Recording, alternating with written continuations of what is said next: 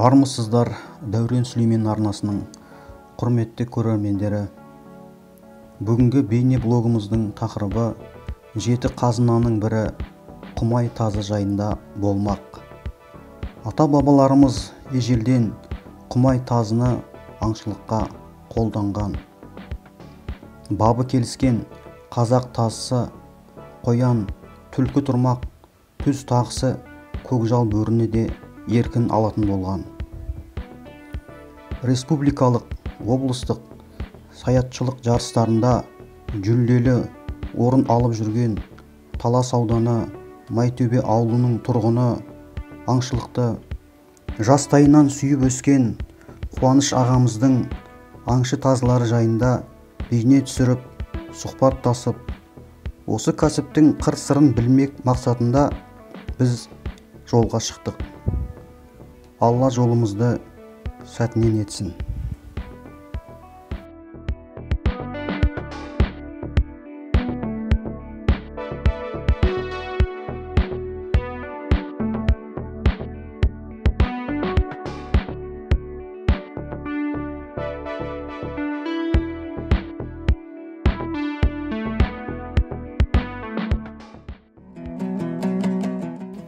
Таныса отырыңыздар. Бейне блогымыздың бүгінгі кейіпкері Жаңбырбекұлы Қуаныш ағамыз.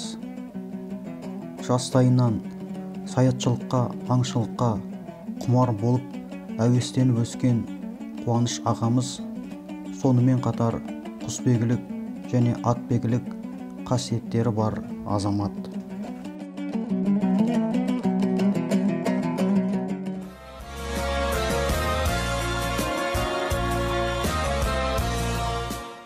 Ассалаумағалейкум ағайын. Мен Жаңбырбекұлы Қуаныш 1970 жылы туылғам. Осы ауылдың Майтөбе ауылының тумасымын. Талас ауданы, Жамбыл облысы. Туып өскен жерім Майтөбе. Осы жас кезімнен атбегі, құсбегі, құсқа да құмар болдым, атқа да құмар болдым. Соның ішіндегі өзімнің ең құмарлығым тазы, саятшылық. Тазымен. Қазір тазы ұстайым. Тазыларым Аллаға шүкір жүлделі болып отыр барған жерінде, облыста. Енді таз болғанда да Құмай тазылар. Жеті қазына қазақтың дәстүрлі дүние танымындағы философиялық түсініктердің бірі. Қазақ халқы жеті қазынаны ер жігіттің өмірімен байланыстырып, оны ұғымына мыналарды жатқызады. Жүйрік ат, Құмай тазы, қыран бүркіт, берен мылтық, қанды ауыз қақпан, байлағыш тұзақ ау және өткір кездік. Ер жігіттің жүйрік қанаты аты, қыран бүркіт қуаты, Құмай тазы абыройын асырар сенімді серігі, мылтығы қаһарлы оты, қақпаны серті, тұзақ ауы әдіс айласы, кездігі сұсы. Халық жеті қазынаны өмір қажетіне негіз етіп таратқан.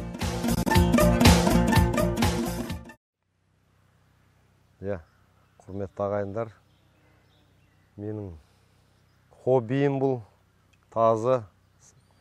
Тазы жүгірту, мынау қазақтың тазысы, таза Құмай тазысы.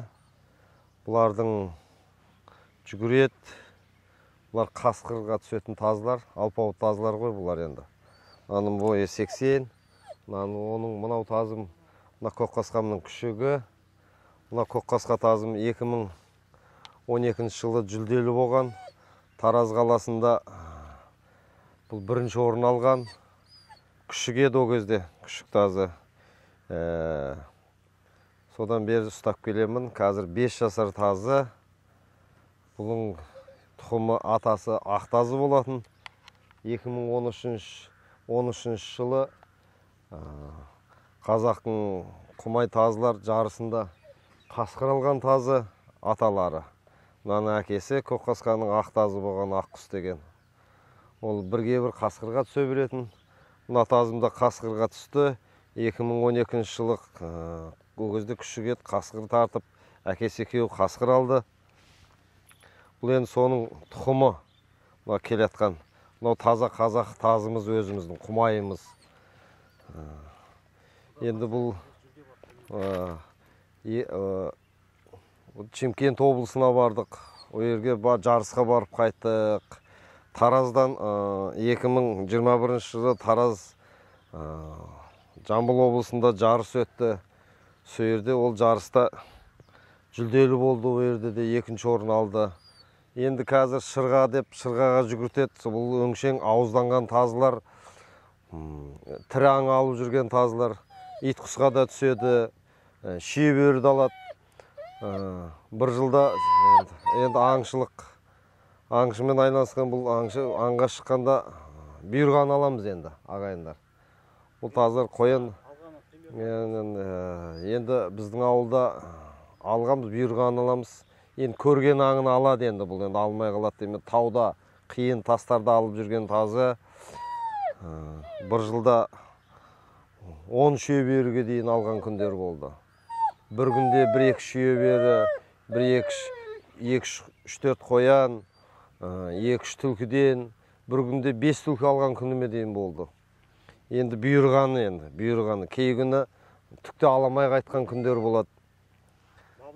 Енді тазының бабына байланысты. Енді бұйырғаны тазының енді бұл енді өзіміздің қазақы тазы, ауызданған, жақсы.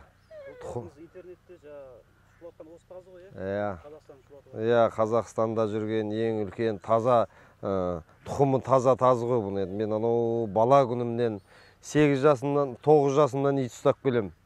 Итке құмар болдым. Атқа да құмар болдым. Аллаға шүкір, бала-шаға бар қазір. Ат ұстаймыз. Тазымен айналысып, енді соңғы бүркітте ұстадық. Бүркіт салғам жоқ енді. Салдым деп алдамай қояйын. Бүркітте ұстадым. Бір достарыма бердім, көкемізге бердік бүркітімізді, аңшы бүркітшілер.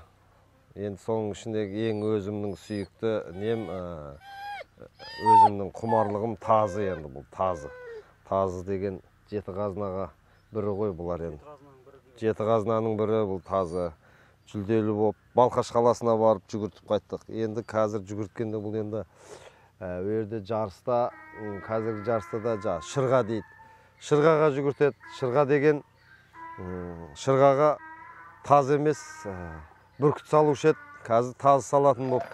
Енді сол, ол енді тазымыз қазіргі ең тұқымы жақсы, ең таза тұқымды тазылар бұлар. Өзім бала күнімде көкпарға да құмарым болдым, бәйгеге де ат қостым. Енді мынау соның баласы ғой, Иә, мынау осы тазының тұқымы деп, осы мынау көкқасқа тазының баласы, мынау ақ тазы. Бұл енді тұқымы жақсы деп ұстап отырық. Жақсы тұқымнан. Тазын ұстағаннан кейін қазір анау тайган тазы дейді, кішкентай. Кішкентай тазыдан ұстайды. Ол не шүйе берге әлі келмейді, не ит құсқа әлі келмей жатады. Тазың әлі келмей жатып, аламай жатса, ыза боласың ғой. Сол үшін тазының ірісін ұстаған жақсы. Ірі таз болса, бірге бір жалғыз өзі ала береді бұлар. Жақсы, сондай, тұқымы жақсы тазылар, соның өзіміздің қазақтың жеті қазынамыз деп ұстап отырмыз осы тазыларды.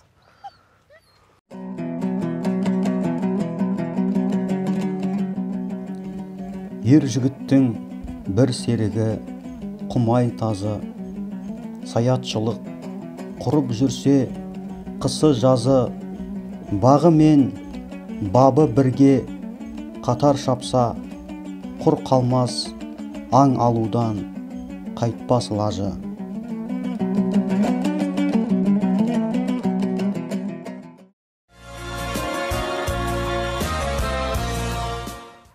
Енді мынау қазақтың тазысының тұқымы, жақсы тұқым бұл да. Жаңа Көкқасқа тазының баласы. Қазір әлі ешқандай жарыстарға барған жоқ. Алла қаласа биыл күзде жарысқа саламыз, аңға саламыз. Күшігінде қасқыр тартқан. Бұл тазы, тұқымы жақсы тазы. Аты аққұс. Аққұс атасы сияқты алғыр болсын деп атын аққұс қойдық. Бұл әлі жарысқа барған жоқ. 1,5 жасар тазы. Енді Алла қаласа Алла қаласа жарысқа саламыз. Одан жаңағы неге саламыз, аңға саламыз. Аңға енді бұлар енді ит құсқа барады енді бұл тазылар.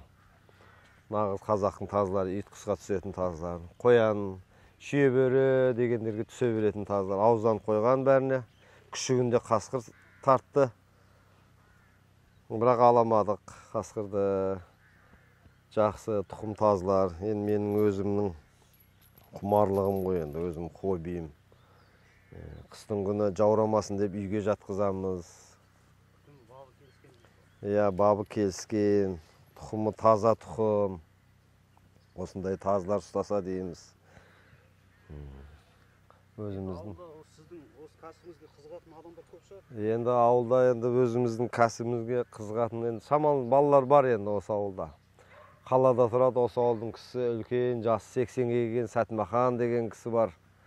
О кісі де осындай құмай тазылар ұстайды, жақсы осы ауылдың кісі. Мен сол кісіден не қылдым,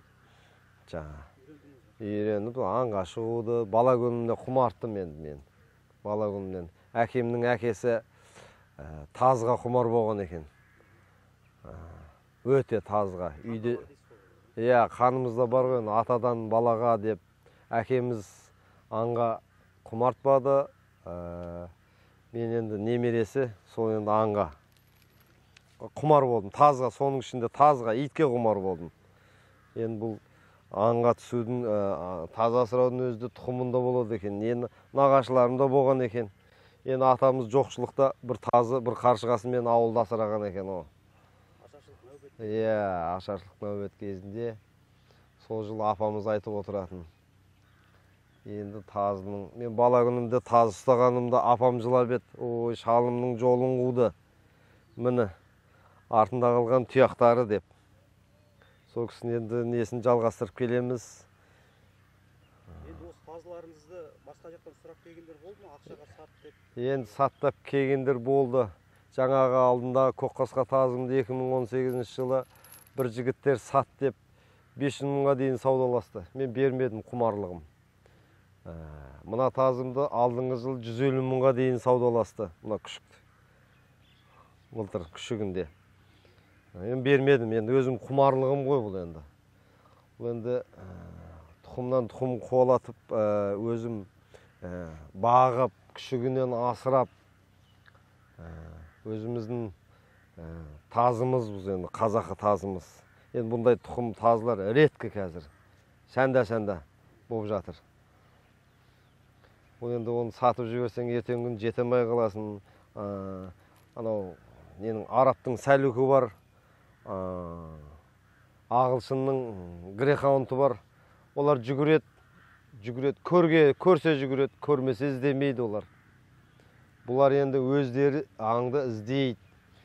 Өздері қуып шығады, өздері алады. Өздері жұмыс істейтін тазылар ғой бұлар енді. Өз несімен өзіміздің қазіргі құндылығымыз жойылып баратыр. Енді неғып біледі тұқымдары. Балалар келіп күшіктерін алып атыр. Жақсы.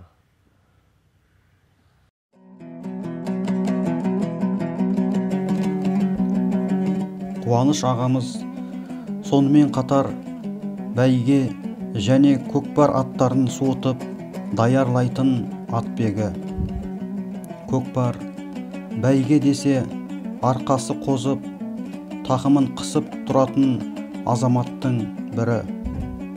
Ағамыз баптаған жылқылар әртүрлі бәйге жарыстарына қатысып, жүлделі болып жүр. Көкпар ойындарында баптаған жылқыларын мінген палуандар салымсыз қайтқан емес.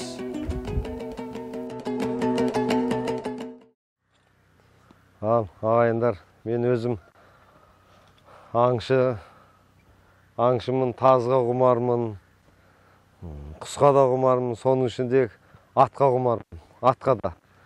Ат ұстаймыз үйде, бала-шағамызбен. Енді мынау құлын кезінде Алматыдан әкелген атымыз, қазір 4 жасар. Енді Алла қаласа, бұл бәйгінің аты негізі. Қазір көкпарға деп үйірде. Бұрын бала күн жас күнімде бәйгеге де ат салдым, жүлделі болдым. Ат қосып, бәйге алып, осы мына енді Алла қаласа әлі 4 жасар. Бұнда жарысқа қатысуына әлі 2 жыл бар.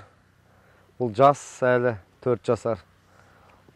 Енді өзім құмарлығым енді атқа құмармын енді. Аттың сыры енді анша-мұнша ем-домын аттың жасай береміз. Қалай суыту керек, қалай атты баптау керек. Көкпарға қалай баптау, енді өзіміз неғылам бала күннен құмар болдым. Енді тұқымнан тұқымға келе жатыр ғой бұл енді. Бабаларымыз атқа құмар. Осы ауылда Бердияр деген ақсақал болған. Көкеміз өте атты жақсы баптайтын кісі еді. Сол кісінің енді әкемнің ағасы ол кісі. Сол кісінің тұқымы жалғастырып келе жатырмыз ат. Мінсең көлік, ішсең қымызы сусын, жесең ет, ұстасаң жылқы ұста дейді. Сол енді демекші осы атты ұстап отырық, жақсы ат ұстағаннан кейін жақсы ат ұстаған жоқсыз. Атыңды жақсылап ерттеп мінсең, ол үркек болмайды. Ол жақсы ат болып шығады, жақсылап баптасаң ат. Бұл енді көкпардікі дейміз, негізі бәйгінің аты. Ағалары, әкпелері жүлде алған, әкелері жүлде алған бәйгеден. Қазақстанның кубогіне шапқан аттардың тұқымы. Бұл ат енді жақсы ат тұқымы. Бойы бірде 70-ке шамалайды, ірі, дөнен биыл.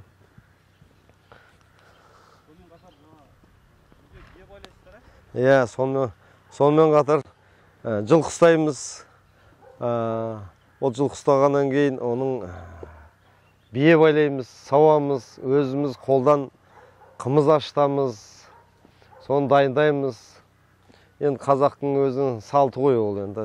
Ішсең 12, ол сүті ем дейді. 12 мүшеңе ем екен. Биенің сүті. Ішсең қымыз іш дейді. Мінсең ат мін, мінсең көлік, жесең ет, ішсең сусын, қандай жақсы ат деген. Өзіміз қыстың күні қар жауғанда аңға шықпасақ, өз неғып отырам, дел қылып отырам. Бір атқа мініп келсең, бір 50-60 километр шарлап келеміз, бір шаршамайсың, бір жақсы дем алып қаласың да. Сол, ал енді, не дейміз, қымызымызды, биемізді көрістейік.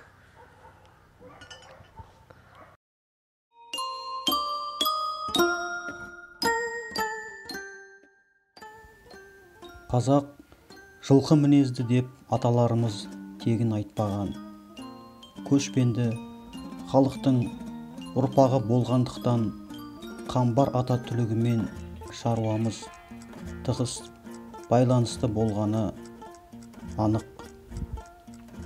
Ішсең қымызы сусын, жесең еті дәмді, мінсең көлігің болған жылқы жануары қазақ халқы үшін өз қадірін жоғалтқан емес.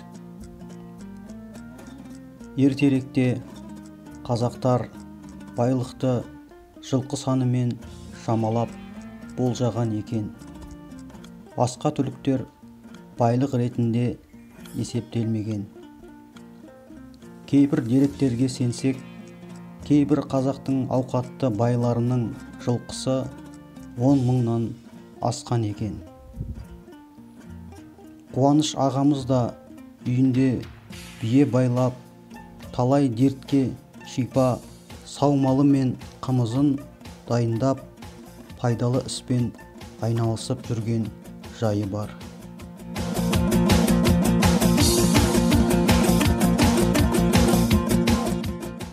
Ал енді ассалаумағалейкум ағайын, тағы да мынау өзіміз жылқыға құмар, мынау өзіміздің дәстүріміз, ұлттық бие қымыз байлап, бие байлап, бие сауып қымыз ішетін өнеріміз бар. Жігітке жеті өнерді аз дейді ғой енді.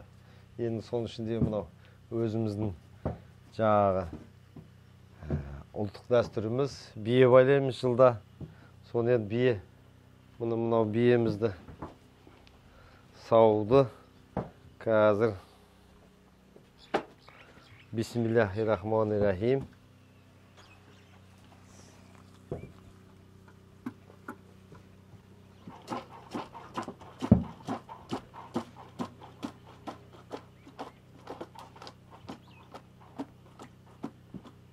Күніге бір сауғанда қанша сауасыздар? Енді бір сауғанда 2 сағатта бір сауылады ғой бие. Енді сауын келтіріп 2 сағат оны айдап әкелеміз, байлаймыз құлындарды. Сөйтіп 2 сағатта сауылады. Қазір енді алғашқы сауын болып жатыр. Құлындары жас. 2 сауамыз, 3 сауамыз жібереміз. 3 сауын, 4 сауын сауылады ғой енді. Қазір мен сауып жатырмын биені. Енді 1 литрге жуық. Кей биеден 500 грамм шығады, кейден 1 литр шығады. Бұл мына сауып жатқан биемнің шешесі 2 литрға дейін беретін. Енді бұның сүті ем ғой енді. Саумал әсіресе? Саумалы ем. Саумал дейді. Сүті. Парной молоко дейміз ғой орысша айтқанда, қазақша. Сүті. Сүті ем. Бұл енді асқазанға, анемияға. Енді ошым 12 мүшеңе ем ғой бұның сүті дегеніміз. Сосын жылы күйінде ішу керек қой? Жылыдай. Бұның қуаттылығы сүттің ары кетсе 15 минут. 15 минутта ішу керек, соның ары кеткенде. Бұны негізі сауасап ішуіміз керек. Енді, әкел, пиялайды. Қазір мұны саудық. Соны енді, пиялайды. Мұны сауылды қазір. Әдегенде кейбір адамға жағуы бар, жақпауы бар. Енді саған. Ал енді бісмілла деп міне Қуанай ағамыздың сауған саумалына ішейін деп тұрмыз.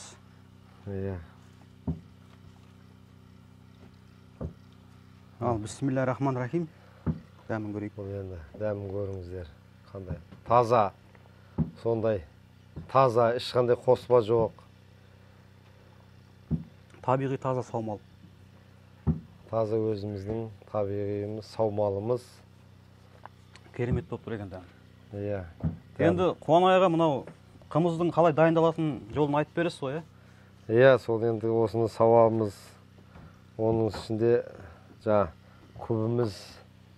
көбімізді ыстаймыз. Тауда киік отын бар. Киік отын қандай ол дәрі шөп. Бүйрек қайнатып жүрсең бүйрекке ем, асқазанға ем. Ол киік отын. Сонымен ыстап тобылғым тастай болсын деп тобылғымен ыстаймыз. Көбімізді дайындап, сонымен сүтіміз осы қазір сауылады. Сауылғаннан кейін бір 10-15 минуттан кейін құйылады көбімізге. Оны пісеміз. Пісіп, сонымен өзіміз бала-шағамызбен сөйтіп дайындаймыз қымызымызды. Сөйтіп өзіміз ішеміз. Елдер кеп ішеді. Алматыдан да кеп ішіп жатыр. Тараздан да кеп ішіп жатыр өстіп. Келім кеткен. Енді бисмиллахиррахманиррахим, мынау саумалымыздан ұрттаймын. Бұл енді 12 мүшесіне ем қаза, неміздің, өзіміздің денсаулыққа пайдалы бұл.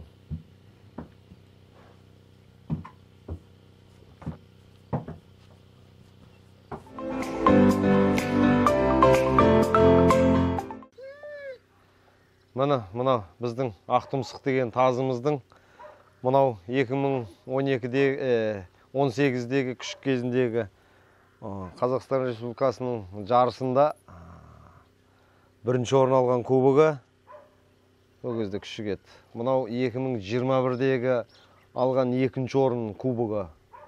Ол тазы жүйрік тазы өте. Ит құсқа да түседі, бәріне түсетін тазы. Түз тазысы ғой. Айтқанда, осы мені алған жүлделері тазымның. Менің барған жерінде жүлделі қайтады. Жақсы, тұқымы, дәуірі. Осы мен құмарлығым өзімнің. Жарысталда жүлделі болған кубоктары мына тазымыздың.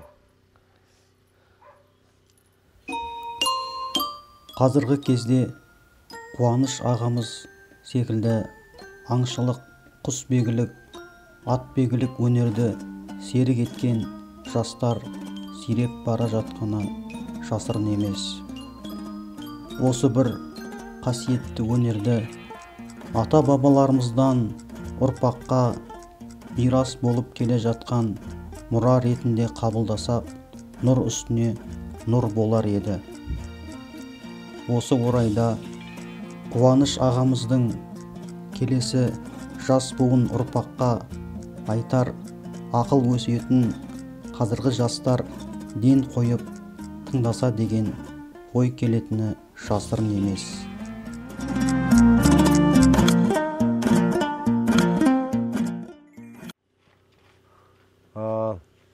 Ал ағайындар, мынау қазіргі өзіміздің құндылығымыз азайып баратыр.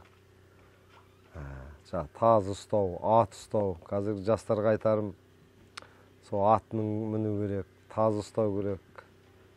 Оның тазыны ұстағаннан кейін оны жүгірту керек. Оны бағу керек. Сол қазір азайып баратыр. Қазір екінің бір таз ұстайды, мәшинемен жүгіртеді.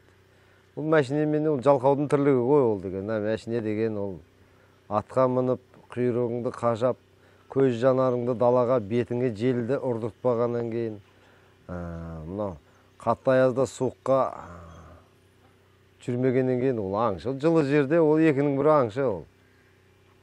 Жатып алып. Жақсы. Ләж болса, жаңағыдай қымыз ішіп, саумал ішіп, таз ұстап, ат мініп жүргенге не жетсін.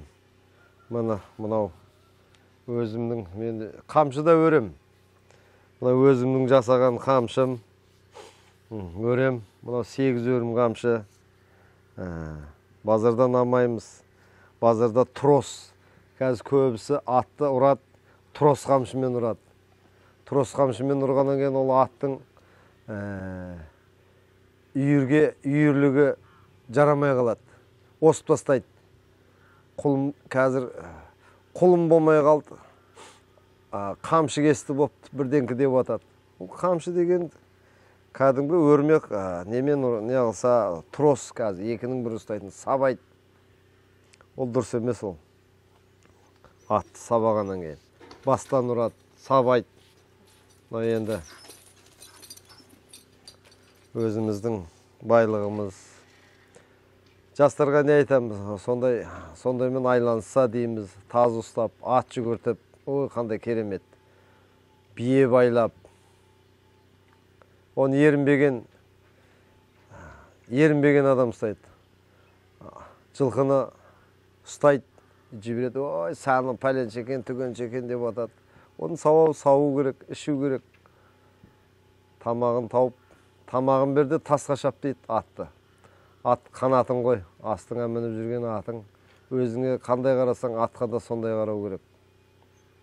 Жастарға айтарым, не деймін, денсаулық берсін, Алла қуат берсін. Еліміз аман, жұртымыз тыныш болсын. Сәттілік бәріңізге. Осымен бүгінгі бейне блогымызды аяқтай келе, саятшылық, аңшылық және де атбегілік бұл ата-бабаларымыздан келе жатқан асыл мұра өнер екенін өскелең жас ұрпаққа тағы да бір рет айтқымыз келеді. Арналар көп, тәрбиесі ақылға еш қонарсыз. Демеушісі арнамыздың мүмкінсіздер боларсыз. Бізден болсын әрқашанда жақсы контент көрермен, кейіпкерім келесі мүмкінсіз боп қаларсыз. Келесі кездескенше Алла амандығын берсін ағайын.